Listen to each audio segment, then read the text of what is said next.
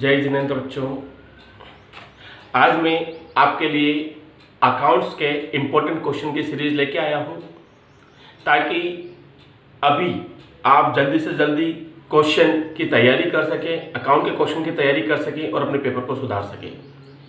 ऐसे बच्चे जिन्हें अकाउंट्स में न्यूमेरिकल बिल्कुल भी नहीं आते हैं, सवाल बिल्कुल भी नहीं आते हैं, वह किसी भी प्रकार की टेंशन ना लें। वह सिर्फ मेरे द्वारा बताए गए सुनाए गए क्वेश्चन के आंसर को याद कर लें, क्योंकि अकाउंट का पेपर एक ऐसा पेपर होता है जिसमें आप थ्योरी लिख के भी अच्छे नंबरों से पास हो सकते हैं। इसलिए आज मैं आप लोगों के लिए अकाउंट्स के इम्पोर्टेंट क्वेश्चन की सीरीज लेकर आया हूं और बहुत जल्द अपन अकाउंट के लेक्चरों से 1 बाय 1 इम्पोर्टेंट क्वेश्चन की तैयारी करेंगे। अगर आपके द्वारा मेरे बताए गए क्वेश्चन की तैयारी आप लोग करते हैं तो मैं गारंटी दे रहा हूं आपके पेपर के अंदर आप बहुत अच्छी स्कोरिंग कर पाएंगे। तो आज अपन अकाउंट्स के अंदर पहला चैप्टर अकाउंटिंग ऑफ पार्टनरशिप, साझेदारी के लेखे, चैप्टर फर्स्ट की तैयारी करेंगे। इसके अंदर सबसे पहला क्वेश्चन आता है आपका, what do you mean by partnership, साझेदारी से क्या आशय है। तो इसका उत्तर है, जब दो या दो से अधिक व्यक्ति मिलकर आपस में कोई व्यवसाय प्रारंभ करते हैं और उस व्यवसाय से होने वाले लाभ या हानि, प्रॉफिट एंड लॉस को आपस में बांटते हैं तो उसे साझेदारी कहते हैं। साझेदारी के लिए कम से कम 2 व्यक्ति और अधिक से अधिक 20 व्यक्ति का होना आवश्यक है।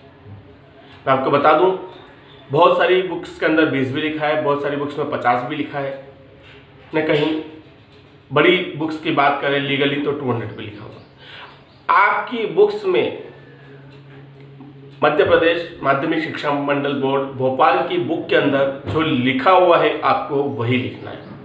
मेरे पास जो बुक अवेलेबल है उसमें 20 लिखा हुआ है कि अधिकतम साझेदार 20 हो सकते हैं, इसलिए मैं आपको वीडियो में 20 बता रहा हूँ। साझेदारी के लिए कम से कम 2 और अधिक से अधिक कितने 20 व्यक्ति हो सकते हैं। और अगर आप बैंकिंग बिजनेस करते हैं तो अधिक से अधिक 10 व्यक्ति पार्टनर हो सकते हैं।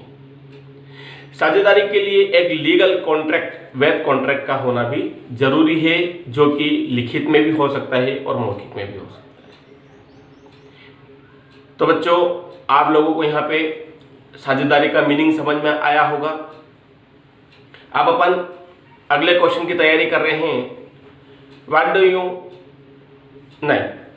Explain the characteristics of partnership, साझेदारी की विशेषता बताइए। आपको बता दूं, किसी भी बिजनेस में जब 2 या 2 से अधिक व्यक्ति बिजनेस करते हैं तो उनकी विशेषता निम्नलिखित होती है। नंबर 1, साझेदारी की क्या विशेषता होती है, पार्टनरशिप की क्या कैरेक्टरिस्टिक्स होती है। आपको मैं 5-7 पॉइंट बताऊंगा, आपको ओनली कोई 5 पॉइंट याद करना है। नंबर 1, साझेदारों की संख्या, नंबर ऑफ पार्टनर्स। साझेदारी की सबसे बड़ी विशेषता ये होती है कि साझेदारी व्यवसाय प्रारंभ करने के लिए कम से कम 2 व्यक्ति और अधिक से अधिक 20 व्यक्तियों हो सकते हैं। तो पहली विशेषता आपको समझ में आ गई होगी कि पार्टनरशिप के लिए कम से कम मिनिमम 2 मेंबर और मैक्सिमम 20 मेंबर हो सकते हैं। अगर बैंकिंग बिजनेस करते हैं तो मैक्सिमम 10 मेंबर हो सकते हैं। लीगल कॉन्ट्रैक्ट, वैध अनुबंध। साझेदारी व्यवसाय प्रारंभ करने से पहले सभी साझेदारों के बीच में एक लीगल कॉन्ट्रैक्ट, वैध अनुबंध का होना जरूरी है, जो कि लिखित में भी हो सकता है और मौखिक में भी हो सकता है। Third, profit distribution. साझेदारी की तीसरी विशेषता यह आती है कि सभी साझेदार मिलकर जो बिजनेस करते हैं, व्यवसाय करते हैं, उस बिजनेस से होने वाले प्रॉफिट को या लॉस को सभी साझेदार अपने बीच में बांटते हैं। ये किसी भी रेशो में बांट सकते हैं, हो सकता है बराबर बराबर बांटे, हो सकता है सभी साझेदार अपने पूंजी के अनुपात में बांटे। पूंजी के अनुपात में बांटे मतलब कि एक पार्टनर जितनी पूंजी लाया, दूसरा पार्टनर जितनी पूंजी लाया, तीसरा पार्टनर जितनी पूंजी लाया, जो जितना पैसा लाया उसके अकॉर्डिंग प्रॉफिट बांट ले।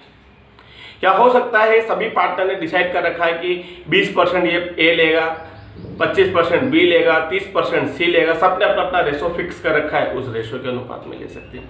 तो पार्टनर अपनी सहमति के अनुसार लाभ हानि का विभाजन करते हैं।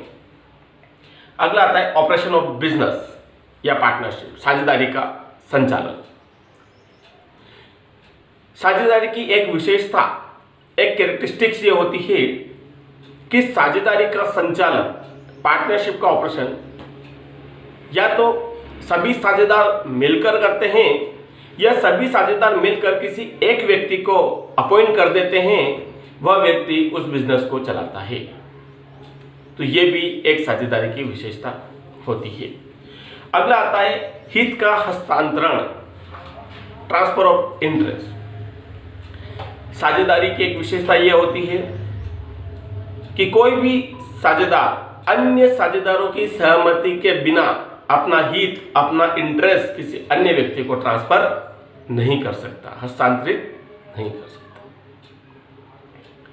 अगला पॉइंट आता है असीमित दायित्व, अनलिमिटेड लायबिलिटी। ध्यान से सुनिएगा। साझेदारी की एक विशेषता यह होती है कि साझेदारी व्यवसाय में जो साझेदार होते हैं उनका दायित्व असीमित होता है, उनकी लायबिलिटी अनलिमिटेड होती है। मतलब जैसे कि मान लो आप 3 पार्टनर थे, आपने 1 लाख 1 लाख 1 लाख कुल मिलाकर 3 लाख रुपए से बिजनेस स्टार्ट किया। अब बिजनेस स्टार्ट किया, ऐसे में आपकी कैपिटल कितनी थी तीनों पार्टनर की मिला के? 3 लाख रुपए। लेकिन आज बिजनेस करते करते आपके बिजनेस को 9 लाख रुपए का लॉस हो चुका है। अब आप सोचते हैं कि बिजनेस को बंद करना चाहिए। तो ऐसी कंडीशन में लोग आप में पैसा मांगते हैं।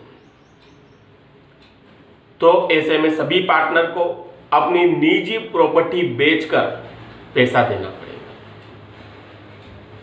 अगर मान लो इन तीनों पार्टनर में से किसी एक व्यक्ति के पास अपनी निजी प्रॉपर्टी नहीं है, कुछ भी नहीं है देने के लिए, तो ऐसी कंडीशन में बचे हुए 2 पार्टनर्स को उस तीसरे पार्टनर का जो लॉस होता है वो भी बियर करना पड़ेगा।